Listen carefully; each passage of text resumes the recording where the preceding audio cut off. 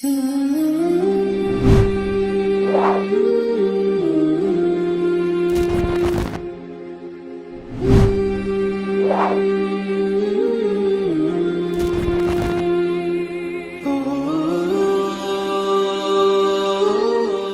اللہ الرحمن الرحیم۔ مختصر القدوری کا 5واں باب ہے، باب الانجاس، سبق نمبر 3 میں خوش آمدید۔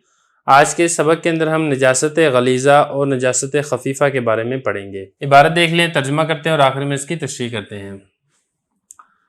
ومن اصابته من النجاسة المغلظة كالدم والبول والغائط والخمر مقدار الدرهم وما دونه جازت الصلاة معه وإن زاد لم يجوز وإن اصابته نجاسة مخففة كبول ما يؤكل لحمه جازت الصلاة معه ما لم تبلغ ربع الثوب۔ عبارت ہوگی ہے، اس کا ترجمہ دیکھ لیں پھر اس کی تشریح کرتے ہیں۔ حضرت فرماتے ہیں کہ جس کو نجاست مغلظہ میں سے کچھ پہنچ جائے، جیسا کہ خون ہے یا پیشاب ہے یا پخانہ ہے یا شراب ہے، 1 درہم کی مقدار یا اس سے کم ہے تو نماز پڑھنا جائز ہے اس کے ساتھ، اور اگر اس سے بڑھ گئی ہے تو نماز پڑھنا جائز نہیں ہے۔ اور اگر اس کو کوئی نجاست مخففہ پہنچ گئی ہے، جیسا کہ ان جانوروں کا پیشاب جن کا گوشت کھایا جاتا ہے، تو نماز پڑھنی جائز ہے اس کے ساتھ جب تک وہ ربع ثوب کو نہ پہنچے، کپڑے کے چوتھائی حصے کو نہ پہنچے۔ عبارت ہوگی ہے، ترجمہ ہو گیا، اب چلتے ہیں اس کی تشریح کی طرف۔ دیکھیں، اس عبارت کے اندر نجاست کی 2 قسمیں بیان کی جا رہی ہیں۔ ایک ہے نجاست غلیظہ، جس کو کتاب کے اندر نجاست مغلظہ کہا گیا ہے۔ دوسری ہے نجاست خفیفہ، جس کو کتاب کے اندر نجاست مخففہ کہا گیا ہے۔ تو یہ نجاست کی 2 قسمیں ہیں۔ آسان الفاظ میں اگر آپ سمجھیں تو وہ یہ ہے کہ نجاست غلیظہ، یا پھر ہم یہ کہیں نجاست مغلظہ، یہ بڑی نجاست یا بڑی ناپاکی کو کہا جاتا ہے، اور نجاست خفیفہ یا پھر ہم یہ کہیں نجاست مخففہ، یہ چھوٹی ناپاکی اور کم ناپاکی کو کہا جاتا ہے۔ اور اگر دلیل کی بات کریں تو ہم اس اعتبار سے تعریف یہ بنے گی کہ نجاست غلیظہ وہ نجاست ہے کہ تمام دلیلوں سے اس کا ناپاک ہونا یہ ثابت ہو رہا ہو، جیسا کہ پیشاب ہے، پخانہ ہے، یا اسی طریقے سے خمر ہے جو کہ انگور کی بنی ہوئی شراب کو کہا جاتا ہے۔ تو تمام دلیلوں سے اس کا ناپاک ہونا ثابت ہوتا ہے، تو اس قسم کی ناپاکی کو نجاست غلیظہ یا پھر نجاست مغلظہ کہا جاتا ہے۔ دوسری قسم کی نجاست یعنی نجاست خفیفہ، ہلکی نجاست، یہ وہ نجاست ہوتی ہے کہ بعض دلیلوں سے تو اس کا ناپاک ہونا ثابت ہو رہا ہو، اور بعض دلیلوں میں کچھ نہ کچھ گنجائش دی جا رہی ہو، یعنی اس کے بارے میں معافی کا ذکر کیا جا رہا ہو کہ یہ ناپاک نہیں ہے بلکہ یہ پاک اور معاف ہے، تو اس قسم کی ناپاکی کو نجاست خفیفہ کہا جاتا ہے۔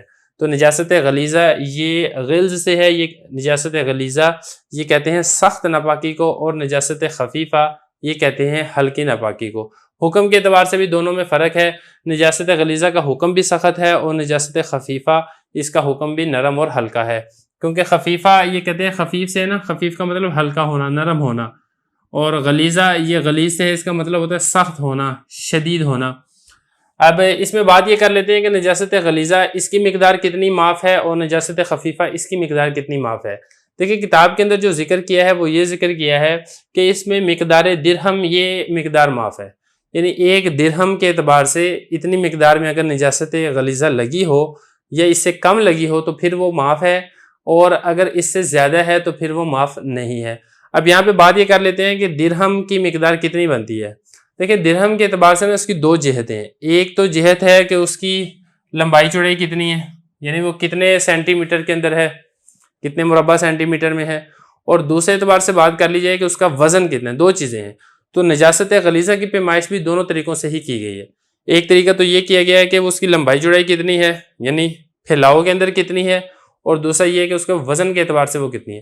تو پھیلاؤ کے اعتبار سے جو آج کے اعتبار سے جو درہم کی مقدار بیان کی جاتی ہے وہ یہ ہے 5.94 مربع سینٹی میٹر۔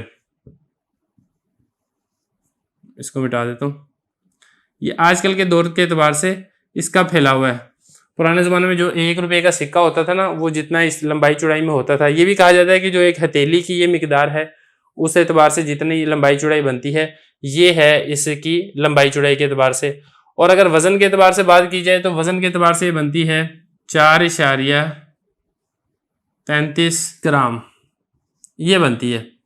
مطلب یہ کہ نجاست غلیظہ اگر اس کا وزن اتنا یا اس سے ابو ہے تو پھر تو وہ ناپاک ہے، اور وہ اس کے اندر اگر آپ نماز ادا کریں گے تو نماز ادا نہیں ہوگی۔ اگر اس سے کم ہے تو پھر نماز ادا ہو جائے گی، اور اگر وزن کم ہے لیکن اس کا جو لمبائی چوڑائی ہے وہ اتنی اس سے بڑھ چکی ہے تو پھر بھی نماز نہیں ہوگی، بلکہ نماز دوبارہ لوٹانی پڑے گی۔ اور اگر اس سے بھی کم ہے، اس سے بھی کم ہے، لمبائی چوڑائی میں اس سے کم ہے، وزن کے اعتبار سے اس سے کم ہے، تو پھر آپ کی نماز ادا ہو جائے گی۔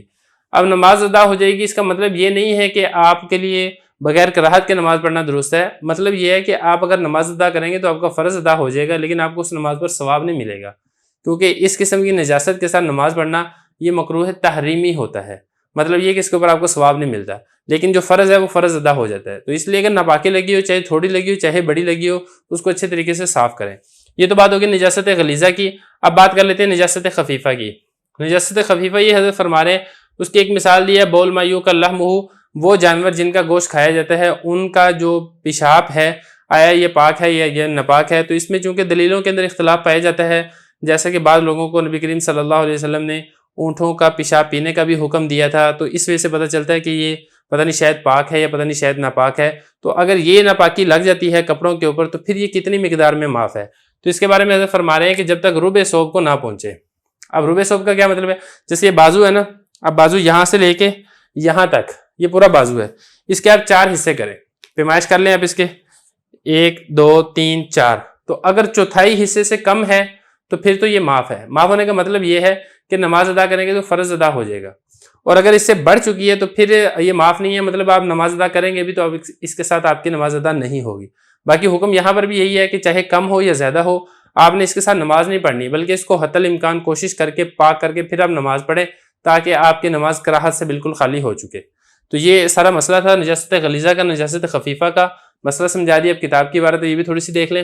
حضرت فرما رہے ہیں کہ جس کو پہنچ جائے نجاست مغلظہ یعنی نجاست غلیظہ میں سے مقدار الدرہم، 1 درہم کی مقدار پہنچ جائے، وما دونہ یا اس سے کم پہنچ جائے، تو نماز پڑھنی جائز ہے ایسی نجاست کے ساتھ۔ اب آگے نجاست غلیظہ کی کچھ مثالیں دی ہیں، جیسا کہ خون ہے یہ نجاست غلیظہ ہے، بول پیشاب یہ نجاست غلیظہ ہے، غائط پاخانہ یہ نجاست غلیظہ ہے، خمر جو انگوروں کی شراب ہوتی ہے یہ نجاست غلیظہ ہے۔